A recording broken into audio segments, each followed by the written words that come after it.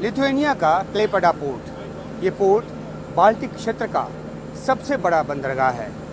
इसको एक्सपैंड भी किया गया है, लेकिन इसके और ज़्यादा विस्तार की योजना जो है वो बनाई गई है। ये बहुत ही एक रणनीतिक लिहाज से और आर्थिक लिहाज से एक ऐसी जगह पर बना पोर्ट है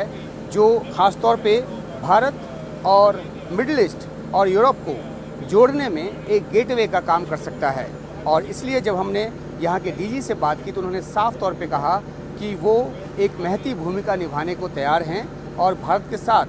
जो आयात निर्यात का जो वॉल्यूम है वो और ज़्यादा बढ़े, इस दिशा में काम करने को तैयार हैं। एक अहम बात यह है कि जब से रूस यूक्रेन युद्ध और गाज़ा इजराइल युद्ध जो है वो शुरू हुआ है, उसका काफ़ी ज़्यादा इम्पैक्ट इस पोर्ट पर देखने को मिला है, क्योंकि इस पोर्ट से जो लाल सागर के ज़रिए एशियाई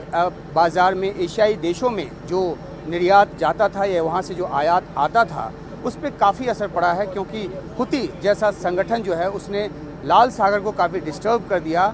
जो हमले हैं उसके ज़रिए, और इसलिए आवाजाही वहाँ पे बाधित हुई जहाज़ों की। और जो दूसरा रास्ता है वो पूरा अफ्रीका घूमकर है, जिसमें 15 दिन ज़्यादा वक्त लगता है और माल ढुलाई का खर्च भी बढ़ जाता है। तो एक तो युद्ध की वजह से जो इम्पैक्ट है वो यहाँ पर हुआ है, उससे उबरने की कोशिश जो है वो की जा रही है। लेकिन जब तक बड़ी योजनाओं के साथ एक ज़्यादा बड़े सहयोग के साथ लिथुआनिया जो है वो अलग अलग देशों के साथ आगे नहीं बढ़ेगा, तब तक शायद उस अचीवमेंट को, उस कामयाबी को हासिल करना जो है मुमकिन नहीं है। और लिथुआनिया इस बात को समझ रहा है और तभी वो न सिर्फ भारत जैसे देश की तरफ हाथ बढ़ा रहा है, बल्कि जो भारतीय कंपनियां हैं उनके साथ भी कोलैबोरेट करने को तैयार है, ताकि यहाँ विस्तार में मदद मिले और भारत के साथ जो आर्थिक संबंध है, जो आर्थिक जो रिश्ते हैं और ज़्यादा मजबूत हो। तो एक पूरी योजना है यहाँ, एक खाका है यहाँ पर कि किस तरीके से भारत जैसे देश के साथ सहयोग किया जाए और इस पोर्ट को डेवलप करने में भारत का भी साथ जो है वो लिया जाए, भारतीय कंपनियों का भी जो साथ है वो लिया जाए। एक अहम बात ये भी है कि क्योंकि यहाँ पे एक्सपेंशन की बहुत गुंजाइश नहीं है, ज़मीन नहीं है,